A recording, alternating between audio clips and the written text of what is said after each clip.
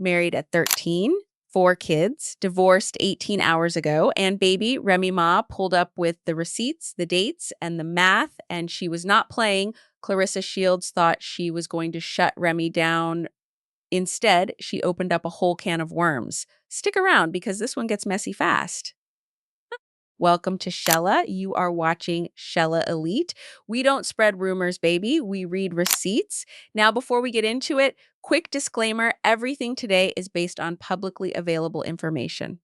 Allegedly, reportedly. We are not confirming anybody's business. We are just breaking down what was already said out loud on camera for millions of people to see. So here's the setup. Remy Ma and Papoose used to be hip-hop royalty, married, out here looking like the couple. Now Papoose has moved on with Claressa Shields. Yes, the Olympic boxer, 2-time gold medalist. And baby, Remy did not take that news sitting down quiet. It started with Claressa throwing a warning online, and Remy does not do warnings. Let's get into it. If you felt the way and you want to handle it the way you want to handle it, that's why we're here right now. So I'm saying, what do you want to do, bro? Do you want to do? No. Are we apologizing, or you want to shoot the face? Okay, so Claressa comes out first, tells Remy if she wakes up to more drama tomorrow, it's going to be a problem. Bold move, honestly, because baby, you do not throw a warning at Remy Ma and expect silence. Remy comes back and she does not raise her voice. She does something worse. She does math. She lays out, you just turned 30. You met this man 8 months ago. He's 47. She knew him since he was 10 years old with someone else. He was married since she was 13, 4 biological kids, one about to turn 29, one 25, one about to turn 25, a 6-year-old, and now a newborn on the way, while the divorce only just finalized. 18 hours, 54 minutes, and 3 seconds ago. That's not a comeback. That is a timestamp. That is a whole timeline dropped like a legal document. And she ends it with one cold line, please refrain from speaking babby. That's not messy, that's surgical. But Claressa, she was not about to just take that quietly either. So Claressa fires back and she says, I'm 30, not 18. We're happy. We're going to have a family. And you're still invited to barbecues long as you have a good attitude, a conditional invite, baby. That is not peace. That's a warning with a side of potato salad. Then Remy catches something else. She points out that Claressa is conveniently bringing up her upcoming fight on July 26th, right in the middle of a public argument. And Remy goes, nobody was even talking about July 26th until you brought it up. Wit, okay, she's not wrong. If you're mad enough to expose someone, but you still slide your ticket sales in there, that's not a fight. That's a marketing strategy. Remy calls it exactly what it is. Plugging your own fight during a family feud.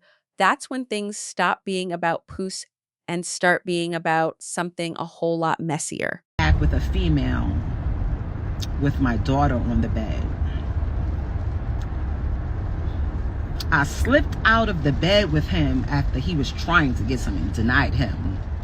I always deny him. I've denied him. I haven't had sex with him in years. But I slipped out of our bed and tried to go get in another bed with a girl, a female, which is my friend, one of my close friends for years and years and years. And he caught me with my daughter and all this. First of all, you try to say what you said about Easy. Oh, he a little. I think it's a little sugar in his tank. That's weird to me. That you literally got one hand, thought you had a flex trying to say, oh, she's bisexual. This, like, I'm actually not. But thanks for the uplift, because all the bad bitches that's been in my DMs since you said that, like, shout out to y'all. This next part gets personal fast. Cheating accusations start flying, and somebody tries to weaponize her sexuality like it's supposed to be some kind of gotcha moment. Didn't work, baby. It backfired instantly. Instead of being embarrassed, she turns it around and stands 10 toes down with her community, her friends, her stylist, her makeup artist, people who've had her back for years. She basically says, thank you for the free promo, because now everybody knows exactly who's really in her corner. That's the moment the tone shifts. This isn't playful pettiness anymore. This is somebody defending who they actually are in real time in front of millions of people. And just when you think that's the peak of the drama, baby, it takes a turn nobody saw coming. All hell breaks loose. He used to be gorilla glued to my nuts everywhere I went. Not because I'm a cheater and because I can't keep my legs closed, but because he was so worried about an athlete or another rapper or an executive getting my attention and I'll leave. When he realized that a regular nigga that can rap, but just not the way we do it. By the way, he makes $50,000 per battle, has about 5-6 battles a year, so he makes at least $250,000 a year. You understand? Great credit score. I never seen a person with a credit score like this in my life. Like the richest people that I've been around. But anyway. Now we get into the jealousy. And baby, this part explains everything. She says he used to be attached to her hip everywhere she went, not because she was out here doing anything, but because he was terrified some athlete, some rapper, some executive was going to catch her attention and she'd walk, and then it happened anyway. Somebody regular, somebody who worked in sanitation, got a pension, punches a clock, and treated her better than he ever did. Genuinely, not for cameras, not for clout. She throws in the numbers too. 50,000 a battle, 5 or 6 battles a year, $250,000 a year, and a credit score she says she's never seen matched, even around the richest people she knows. That's the part that stings, baby. It's not the cheating talk that hurts him. It's that a regular guy outperformed him in the one category he thought he had locked, being the man. Papoose. For all of y'all saying he bought my jewelry, he didn't buy shit. I can count what he bought. That's in one of my jewelry. An anklet, a little charm here and there. The shit that you walked out with, that you was posted up with on your page, with your current situation, my half the kilo Cuban, you ain't buy that. My Cartier bracelet, you ain't buy that. My Van Cleefs, you ain't buy none of that. And even if you did buy me something, that doesn't give you the right to go in my jewelry box and pawn it, because it's mine. But you didn't take anything that you bought, because it ain't what you gonna get, $200. I have all my receipts for hundreds of thousands of dollars from pristine jewelers, sir. Now we get to the receipts. Literally, she says he didn't buy the Cuban chain, didn't buy the Cartier bracelet, didn't buy the Van Cleef. At best, maybe an anklet, little charm here and there. And she says she has actual receipts from the jeweler for hundreds of thousands of dollars to prove it. And even if he DID buy something, she makes it clear that does not give him the right to go into her jewelry box and pawn what's hers.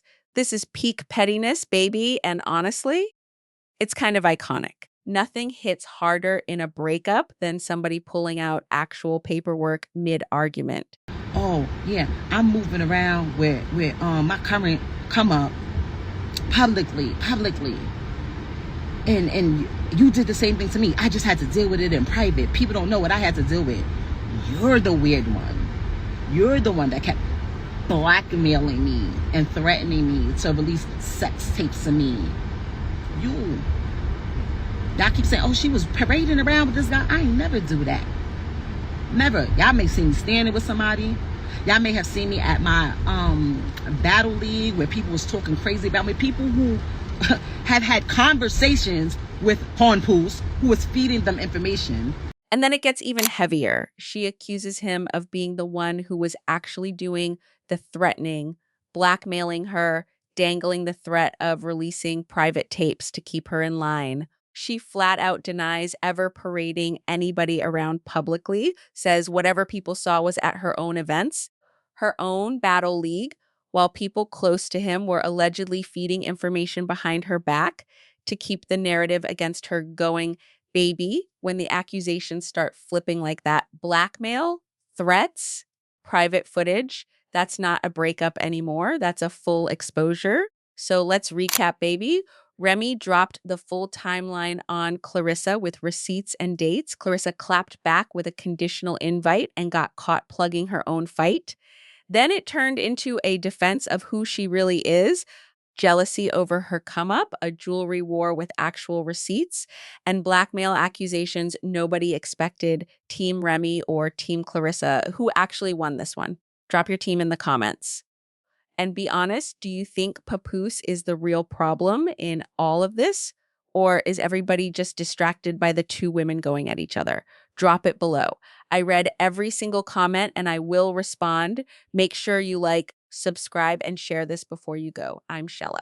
The receipts never lie at Shella Elite. Baby, I will see you in the next one. Donna Na.